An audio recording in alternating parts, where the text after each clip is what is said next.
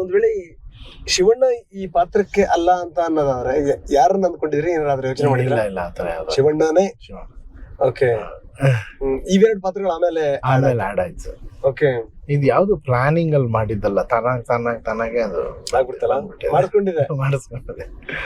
ಎಲ್ಲ ವಿಷಯನೇ ಫಿಲ್ಮ್ದು ಎಲ್ಲ ಮಾಡಿಸ್ಕೊಂಡ್ಬಿಟ್ಟಿದೆ. ಏನಕ್ಕೆ ಮಾಡಿಸ್ಕೊಂಡಿದೆ ನಂಗೆ ಗೊತ್ತಿಲ್ಲ, ಅದು ಜನ ನೋಡ. ಬಹುಶಃ ನನಗೆ ಅನ್ಸುತ್ತೆ ಇಲ್ಲಿಂದ ಒಂದು ಹೊಸ ಪರ್ವ ಶುರು ಆಗತ್ತೆ ನಿಮ್ದು ಅಂತ.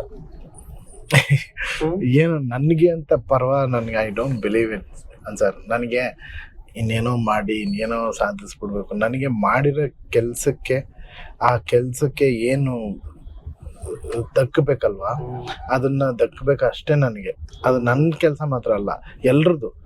ಶಿವಣ್ಣವ್ರು ನಂಬಿಕೆ ಇಟ್ಟಿದ್ದಾರೆ, ಅವ್ರಿಗೆ ಇದರಿಂದ ಖುಷಿ ಆಗ್ಬೇಕು. ಉಪ್ಪಿ ಸರ್ ಇಷ್ಟು ಸಪೋರ್ಟ್ ಮಾಡಿದ್ದಾರೆ, ಅವ್ರಿಗೆ ಇದು ಪ್ರಾಜೆಕ್ಟ್ ಮಾಡಿದ್ರೆ ಖುಷಿ ಆಗ್ಬೇಕು. ಪ್ರೊಡ್ಯೂಸರ್ ದುಡ್ಡು ಹಾಕಿದ್ದಾರೆ ಅವ್ರಿಗೆ, ಅಷ್ಟೇ. ನನಗೆ ಆ ಜಾಗದಲ್ಲಿ ಮಾಡಿದವ್ರು ಎಲ್ಲರಿಗೂ ಖುಷಿ ಆಗ್ಬಿಟ್ರೆ ಹ್ಯಾಪಿಯಾಗಿ ನೆಕ್ಸ್ಟ್ ರಿಲೀಸ್ ಆದ್ಮೇಲೆ ಎಲ್ಲರ ಮುಖದಲ್ಲಿ ನಗು ಇದ್ಬಿಟ್ರೆ ಸಾಕು. ನನಗೆ ಇದ್ರ ಮೇಲೆ ಇನ್ನೇನೋ ತಗೊಂಡು ಇದರಿಂದ ಇನ್ನೇನೋ ಕಟ್ಟಬೇಕು, ನಾನು ಇನ್ನೊಂದು ಸಿನಿಮಾ ತೆಗಿಬೇಕು, ದೇವ್ರೇ ಏನೋ ಮಾಡ್ಬೇಕು ಅಂತ ಇದ್ದಾಗ ಆಗಲ್ಲ ಸರ್. ಏನಾದ್ರೂ ಒಂದು ಮಾಡ್ತಾನೆ ಇರ್ತೀವಿ ನಾವು ಅಂತ ಅಂದಾಗ ಅದ್ರಷ್ಟೇ ಆಗ್ತಾ ಹೋಗ್ತವೆ ಅಷ್ಟೇ. ಆಗ್ಲೇ ರಾಜ್ ಬಿ ಶೆಟ್ಟಿ ಹೇಳ್ತಾ ಇದ್ರು, ನನ್ ಮಗ ಹೋಗಿ ಅವ್ರ ಹತ್ರ ಫೋಟೋ ತೆಗ್ಸ್ಕೊಂಡಂತೆ, ಅವರು ಇವನ್ ಮುಖ ನೋಡ್ತಾ ಇದ್ರಂತೆ. ಉಪ್ಪಿ ಹತ್ರ ಹೋದಾಗ ಅವ್ನ ಮುಖ ಹಿಂಗ ಹರಡ್ತು, ಅವ್ರ ಹತ್ರ ಹೋದಾಗ ಮುಖ ಹಿಂಗ ಅದು ನೋಡ್ತಾ ಇರುತ್ತೆ. ನೋಡಿ ಸರ್, ಒಂದ್ ಸಿನಿಮಾ ಅನ್ನೋದಕ್ಕೆ ಒಂದ್ ಎಂತ ಶಕ್ತಿ ಇದೆ ನೋಡಿ ಸರ್. ಅವ್ನ ಮುಖದಲ್ಲಿ ಖುಷಿ ನೋಡ್ಬೇಕಾಗಿತ್ತು ಸರ್. ನೋಡಿ, ಹುಡುಗರಿಗೆ ಆತರ ಅಂತ ಅನ್ಸುತ್ತೆ ಅಂತಂದ್ರೆ ಅಷ್ಟೊಂದು ಕೋಟಿಗಟ್ಟಲೆ ಜನ ಕಾಯ್ತಿರ್ತಾರೆ. ಒಳ್ಳೆ ಸಿನಿಮಾ ಕೊಡ್ಬೇಕು ಸರ್. ನೋಡಿ, ಎಲ್ಲಿಂದ ಎಲ್ಲಿಗೆ, ಅಷ್ಟೇ ಅಲ್ವಾ ಸರ್? ಅವ್ರು ರಾಜ್ ಸರ್ ಯೋಚನೆ ಮಾಡೋ ದಿಕ್ಕುಗಳೇ ತುಂಬಾ ಅದ್ಭುತ. ಬಹಳ ಚಿಕ್ಕ ವಯಸ್ಸಲ್ಲಿ ಬಹಳ ದೊಡ್ಡ ದೊಡ್ಡ ವಿಷಯಗಳು ಮಾತಾಡ್ತಾರ. ಫುಲ್ ಅವ್ರ ಪಾತ್ರ ನ್ಯಾಯ ಒದಗಿಸ್ಯಾರ, ಮಾತಾಡಂಗೆ ಇಲ್ಲ ಅಲ್ವಾ? ಮೂರು ಜನ ಆ 3 ಜನರು ನೋಡೋದೇ ನನಗೊಂದು ಸಂಭ್ರಮ ಸರ್. ಎಲ್ರಿಗೂ ಒಂದೊಂದು ಹೈ ಒಂದೊಂದಲ್ಲ, ಎಲ್ಲಾ ಕಡೆ ಹೈ ಪಾಯಿಂಟ್ಸ್ ಇಟ್ಟಿದ್ದೀನಿ. ರಾಜ್ ಸರ್ದು ಒಂದು ತುಂಬಾ ಒಳ್ಳೆ ಜಾಗ ಇಟ್ಟಿದೆ. ಆ ಜಾಗ ಶೂಟ್ ಮಾಡ್ಬೇಕಾದ್ರೆ ಅದನ್ನು ಮಳೆನಲ್ಲಿ ಶೂಟ್ ಮಾಡಿದ್ವಿ.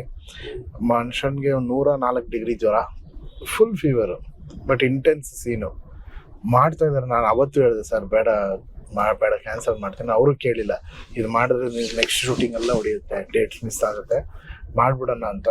ಬರೀ ಮಳೆಯಲ್ಲಿ ಜ್ವರದಲ್ಲಿ ಮಾಡ್ತಾ ಇಲ್ಲ, ಹಿಂಗ್ ಪರ್ಫಾರ್ಮ್ ಮಾಡ್ತಾರೆ, ಅಲ್ಲಿ ಹೋಗಿ ವಾಮಿಟ್ ಮಾಡ್ತಾರೆ ಸರ್.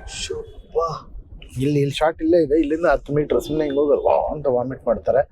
ನೀರು ಕೊಡು ಅಂತ ಬಾಯಲ್ಲಿ ತೊಳಿತಾರೆ. ಮತ್ತೆ ಬಂದು ಮಳೆಯಲ್ಲಿ ಮತ್ತೆ ಆ ಜ್ವರದಲ್ಲಿ ತಿರ್ಗಾ ಹೋಗಿ ವಾಮಿಟ್ ಮಾಡ್ತಾರೆ 2-3 ಸತಿ. ನನಗೆ ಇಷ್ಟೆಲ್ಲ ಕಷ್ಟ ಕೊಟ್ಟು ಒಬ್ಬರ ಹತ್ರ ಕೆಲಸ ಮಾಡಿಸ್ಬೇಕು, ಏನು ಮಾಡಿಸ್ತಾ ಇದ್ದೀನಪ್ಪ ಅಂತ. ಸರ್ ಬೇಡ ಬಿಟ್ಬಿಡಿ ಅಂದ್ರೆ ಅವ್ರು ಒಂದ್ಸತಿ ಮೂಡಲ್ಲಿ ಇಳಿದ್ಬಿಟ್ರೆ ಅವ್ರ ಫೇಸ್ ಬೇರೆ ತರ ಇರುತ್ತೆ, ಅವ್ರು ಡಿಸ್ಟರ್ಬೇ ಆಗಲ್ಲ, ಆ ಕ್ಯಾರೆಕ್ಟರ್ ಅಲ್ಲಿ ಇರ್ತಾರೆ, ಅವ್ರು ಎಮೋಷನಲ್ ಆಗಲ್ಲ ಆ ಟೈಮಲ್ಲಿ. ಇದು ಏನೂ ಆಗಲ್ಲ, ಅದರಿಂದ ಆಚೆ ಬರಬಾರ್ದು, ಈಸ್ ಓನ್ಲಿ ಫೋಕಸ್. ಬಂದ್ಬಿಟ್ರೆ ತಿರ್ಗಾ ಅಲ್ಲಿ ಹೋಗೋ ಕಷ್ಟ ಅಂತ ಹಿಂಗೆ ಇರ್ತಾರೆ ಅವರು. ಅದೆಲ್ಲ ಮುಗಿದ್ಮೇಲೆ ಇಲ್ಲಿ ಬಿಕಮ್, ಇವಾಗ ನೋಡಿದ್ರಲ್ಲ ರಾಜ್ ಹಿಂಗೆ ಇರ್ತಾರೆ, ಹಂಗ ಆಗ್ಬಿಡ್ತಾರೆ. ಶಾರ್ಟ್ ಅಲ್ಲಿ ಇಸ್ ಟೆರಿಫಿಕ್ ಅವರು. ಅದೇ 3 ಜನ ತುಂಬಾ ತುಂಬಾ ತುಂಬಾ ಸಂಗತಿಗಳನ್ನು ಹೇಳಿಯಾರ ನಿಮ್ಗೆ. ಹಂಗಾದ್ರೆ ಅಂದ್ರೆ ಅವ್ರವ್ರ ವರ್ತನಲ್ಲಿ, ಅವ್ರ ಇನ್ವಾಲ್ವ್ಮೆಂಟ್ ಅಲ್ಲಿ ತುಂಬಾ ಸಂಗತಿಗಳಿದೆ. ನೋಡಿ, ಈ 3 ಜನರನ್ನ ನೀವು ಹೊರಗಡೆಯಿಂದ ನೋಡೋದ್ ಬೇರೆ, ನಿಮ್ಮ ಸಿನಿಮಾದ ಪಾತ್ರಧಾರಿಗಳಾಗಿ ನಿಮ್ಮ ನಿರ್ದೇಶನದ ಮೇರೆಗೆ ನಟನೆ ಮಾಡ್ತಿರುವಂತವ್ರು ಅವ್ರು ನೋಡೋದ್ ಬೇರೆ. ಹೆಂಗನ್ಸುತ್ತೆ ಸರ್? ನೀವು ಮಾತು ಹೇಳಿದ್ರಿ, ಒಂದ್ ಹಾಡು ಬಂದ್ಬಿಟ್ರೆ ರೇಡಿಯೋದಿಲ್ಲ ಜೀವನ ಸಾರ್ಥಕ ಆತಪ್ಪ ಅನ್ನುವಂತ ಆ ಟೈಮು. ಇವಾಗ ಹೆಂಗ್ ಗೊತ್ತಾ, ದಿಗ್ಗಜರನ್ನ ಇಟ್ಕೊಂಡು ನಾನ್ ಸೂತ್ರಧಾರ ನೋಡಿ ಈ ರೀತಿ ಆಗ್ಬೇಕು ಅಂತ ನಿರ್ದೇಶನ ಮಾಡೋದು. ಏನ್ ಸರ್, ನನ್ಗೆ ಅದು ನೆನ್ಸ್ಕೊಂಡ್ರೆ ಆಶ್ಚರ್ಯ ಆಗುತ್ತೆ ಸರ್. ಇದು ಹೆಂಗಾಯ್ತು ಏನಪ್ಪ, ನಾನೇ ನಿಜವಲ್ಲಿ ಇವ್ರಿಗೆಲ್ಲ ಆಕ್ಷನ್ ಹೇಳಲ್ಲ. ಇವತ್ತೂ ಅನಿಸ್ತದೆ ಸರ್, ಇವತ್ತೂ ಅವ್ರಿಬ್ಬರ ನಡುವೆ ನನ್ನ ಮಧ್ಯದಲ್ಲಿ ನೀವು ಕೂತ್ಕೊಳ್ಳಿ ಅಂತಂದ್ರೆ, ನಾನು ಇವತ್ತೂ ಒಂದ್ಸತಿ ಹಿಂಗ್ ನೋಡಿದ್ರೆ ಉಪ್ಪಿ ಸರ್ ಈ ಕಡೆ ಇದ್ದಾರೆ, ನಾನು ಹೆಂಗ್ ಕೂತಿದ್ದೀನಿ, ಅವ್ರ ಮನೆವರೆಗೂ ಹೆಂಗ್ ಬಂದೆ, ಅವ್ರ ಮನೆ ಪರ್ಸನಲ್ ಸ್ಪೇಸ್ ಅಲ್ಲಿ ನಾನು ಕೂತ್ಕೊಂಡು ಆರಾಮಾಗಿ ಮಾತಾಡ್ತಾ ಇದ್ದೀನಂತೆ ಅವ್ರ ಜೊತೆನಲ್ಲಿ.